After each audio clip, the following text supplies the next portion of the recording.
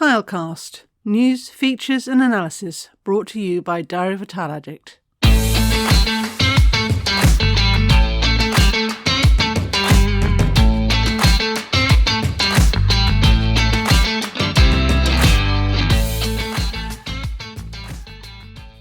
Hello Tile Addicts and welcome to Tilecast for week ending the 12th of July 2024. A little bit of housekeeping first. Don't forget to subscribe or click like so that we can keep on growing the podcast. We are seeing increasing numbers week on week, so that's good, but we know it's all going to take time. But this is the most important half hour of your week if you want to know what's going on in the world of tiles. You need to know who the movers and shakers are, who's been buying who's moved where, who's putting money in where. All very important stuff if you want to know what's going on in the world of tiles. Our design focus is very much on the website, which is diaryofatile.com. So go there to find out what's going on very much in the design world. So again, we have Joe Simpson, who keeps an eagle eye on what goes on in the market from week to week. Hello, Joe. Hello, everybody. And obviously this week we now know who is leading the UK. We're based in the UK, so we will start with that because it has big implications for the UK market, if not for perception and how people are feeling about business. Joe, what's been the impact, do you think? Well, the first thing to say is that Labour appear to have hit the ground running. I don't think it was a complete surprise to them that they won the election, so they've obviously formed a plan of what they were going to do. And for me, the most interesting thing for the tile industry was that while construction, housing, whatever, took rid of a back seat during the actual election campaign, Labour have put it front and centre in their first 10 days, which is great news. Number one, the first thing is that Angela Rayner, the new Deputy Prime Minister, is going to carry on the role that she's been already carrying out for the last year or so as Housing Minister, which shows the priority that Labour are putting on this sector. With the Deputy Prime Minister driving it, I think you can reckon that the key elements of their plan, which include 1.5 million new homes, boosts to affordable housing, planning reforms, new towns, etc., actually might happen. And backing that up, the other thing is that Rachel Reeves, the UK's first female Chancellor, has also prioritised planning in her first major speech. Among the other things that she has prioritised, infrastructure developments, the end to what she called absurd ban on offshore wind developments, and all in all, I would say that this is a very promising start. I mean, it's really, really early days, but they're talking a good game. If they can deliver it, it will be fantastic news for UK construction in general, and the tiling industry obviously will benefit from that. So a good start. Right, okay. So and do we have any more recent statistics on where we are with the construction market? We do. I mean, it's fairly patchy, but the one that a lot of people refer to, which is the S&P Global's UK Construction Purchase Managers Index, or PMI, which is a seasonally adjusted index tracking changes in total industry activity, stood at 52.2 in June, 50 being the break-even point. So it's slightly down from the May's figure, but the 50% no change mark has been exceeded for the past 4 months. So that's kind of good news, and it's not like dramatic good news, but it is showing a little level of sustained improvement in overall construction activity in the UK. The main driver, though, is commercial, and the only category to record a drop in activity was housing. My guess is that now, with Labour having been voted in, we'll see that turn around in the next 3 to 6 months, possibly quite sharply. Yeah, well, we'll keep an eye on that. Another good bellwether is normally how the large groups that involve tiling have done, and one of the biggest, Roca,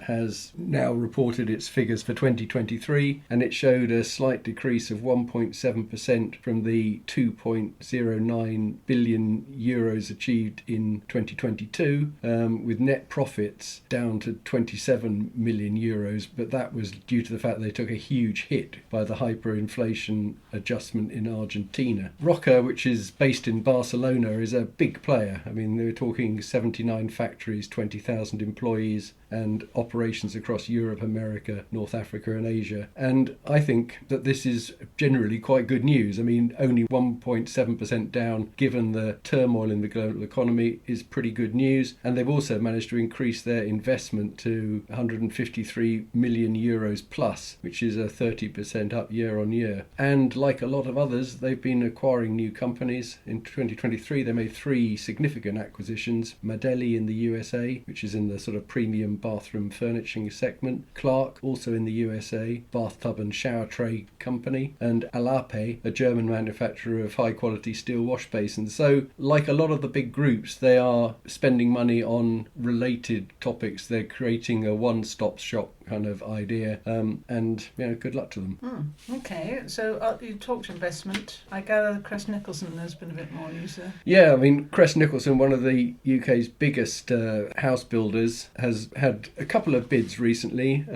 It's rejected a bid by Avant Homes, which is a house builder run by the former boss of Persimmon, James Fairbairn, and funded by a New York hedge fund, Elliott. And it said it is now minded to accept a sweetened £720 million bid from Bellway. What is interesting about this is that, last year Barratt made a successful bid for Redrow in a £2.5 billion deal, and Legal & General is believed to be in the process of selling the Scottish-based Cala Homes. There's clearly an appetite for investing in the house building sector, and I think the news coming out of the Labour Party is only going to drive that further. It's definitely a case of watch this space. I think there'll be other deals down the track. Yeah. And so from elsewhere in the world, any other news? Well, we've talked about some of the economic turmoils in South America. So how about a bit of good news? Ceramica Canuelas, the Argentinian ceramic tile manufacturer, has just fired up its 3rd plant.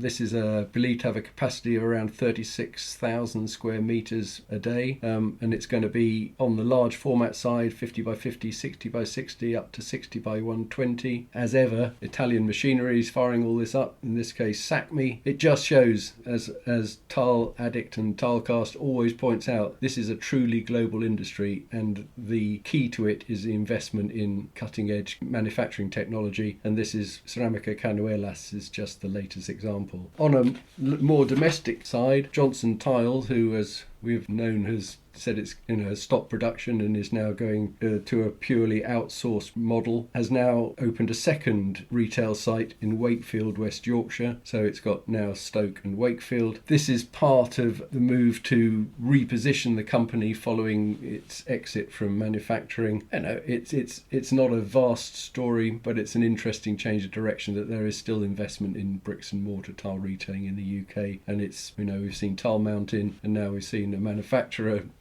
ex-manufacturer Johnson, going down this route. So it's not all gloom and gloom in the bricks and mortar tile retailing. Good news. So, and people moving about? Yeah, well, there's always moving about, and I'm not going to be covering all of them, but there's a couple of caught my eye. Number one is that Liticol, who are one of the global leaders in ceramic tile installation products, adhesive grouts, etc., who are based in Rubiera in Italy, have appointed Gianluca Schigoni as CEO. His appointment was announced by the chairwoman Daniela Cottafavi, who's Liticol's majority shareholder and the daughter of the founder Luciano Cottafavi. Liticol is a big player. They've got 8 companies located in Italy, Greece, China, India, Armenia, Ukraine and Russia. It employs around 650 people and generates revenues of around 100 million euros. So it's no small player, and they've gone for a heavy hitter who looks to be going to drive significant growth in the company. So yeah, an interesting appointment. Right, the second one is much nearer to home, which is Capietra's parent company has named a new group MDO. The parent company, Sarsen Stone Group, has appointed Steve Maguire to this role.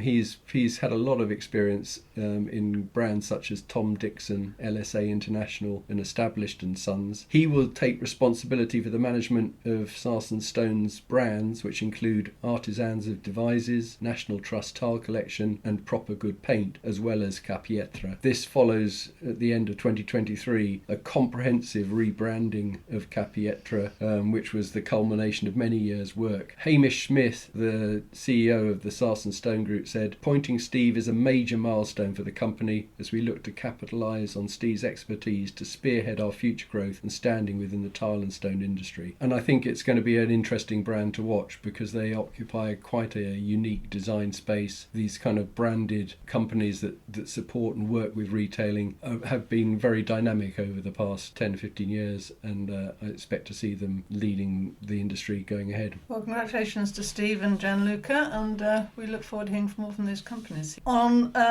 general things that are going on in terms of initiatives and... Yeah, I thought I'd pick out a couple of these. The first one is that just coming up from the 17th to the 18th of July, there is a huge flooring sustainability summit taking place in Washington, DC. This has really got some pretty big names making presentations. There's Jeff Grove of ASTM International, who's going to be taking on the subject of standardisation. Sarah Templin of Gensler is going to be looking at architecture and designer initiatives. And perhaps the biggest of all, Elliot Dooms, the US General Services Administration, will be looking at the area of federal procurement. I don't want to go into massive amounts of detail here, but if you are interested in seeing what the programme covers, you can look at it at flooringssummit.com. What is important about this is that it is really bringing together the whole industry. So it's being co-hosted by the Tile Council of North America, the Natural Stone Institute, the Natural Wood Flooring Association, and the North American Laminate Flooring Association. So it's getting a good spread. It's bringing everybody else under the green umbrella. I think it's a really good initiative. This is the first time this has happened in the US, and I think it's going to be something that grows and grows. So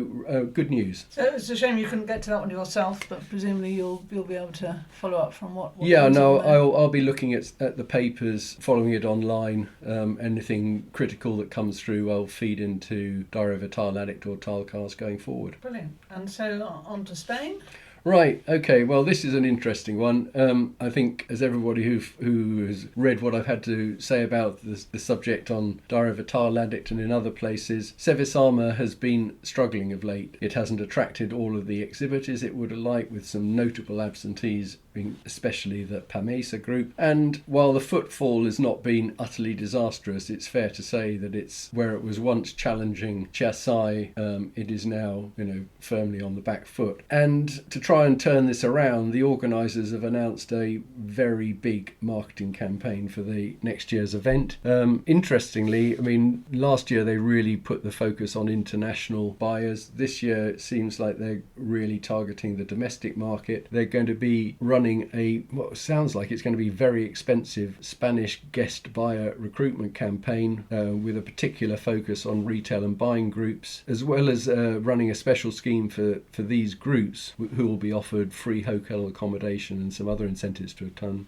They're also going to be extending this scheme to local specifiers, architects, builders and interior designers. Right, so it's going to become a much bigger show for Spain. Was that where it came from originally, before it went international? Definitely. I think perhaps one of the weaknesses has been that it has maybe tried to focus internationally and then lost a bit of sight of the local market that's underpinning it. As also because the Spanish economy has been a bit of a basket case for for quite a while really, since 2008. And so if you don't have that base underpinning it, it's much harder to run a viable international show. And I think this is probably a sensible move. You can get the local buyers down. It doesn't make a jot of difference to the international buyers, to the attractiveness of the show, but it gives more of a buzz there. It makes it a much better return on investment for the exhibitors, and hopefully it'll tempt some of the stayaways to come back. But what is particularly interesting about this campaign, while it's obviously going to use its own database of Spanish and international buyers to try and boost attendance, the exhibitors themselves will also be involved. This has been carrying on for several years, but now at their own request the exhibitors are being asked to play a bigger role in 2025. They will be able to invite their own customers directly and still benefit from the sort of subsidised accommodation route, which I think is going to strengthen the pull of that drive. At the same time, I'm also extremely sceptical that essentially bribing people to attend a show is sustainable in the long term. Really, you've got to put on an event that draws people there. Nobody's going to go to a tile show unless it's a good tile show, even if you pay for their hotel room. I certainly wouldn't. The only reason I travel to places like Revestir is because it's a great show. Otherwise, I would never fly to Brazil to go to an exhibition just because somebody's going to pay for my hotel room. Life's too short to do that. So I think this is a laudable initiative. I remain deeply sceptical that it is going to prove to be the golden bullet for Sevisama, but I would love to be proved wrong, because it's a great show. It's particularly good for UK buyers because we still do a tremendous amount of of business with Spain. So I wish it well. And really, that's about it. The proof, as they say, will be in the pudding next year. Okay, well, thank you, Joe. I think that's it for this week. Again, don't forget, this is the most important half hour of your week. If you haven't heard this, you won't know what's going on. We look forward to speaking to you next week. All right, bye, folks. You've been listening to Tilecast, produced by Diary of a Tile Addict. To ensure you don't miss any future episodes, don't forget to follow us. You can also find show notes and receive updates on news feeds, articles, podcasts and videos direct to your inbox by subscribing to the diaryofatile.com website. Get the inside track at Diary of a Tile Addict.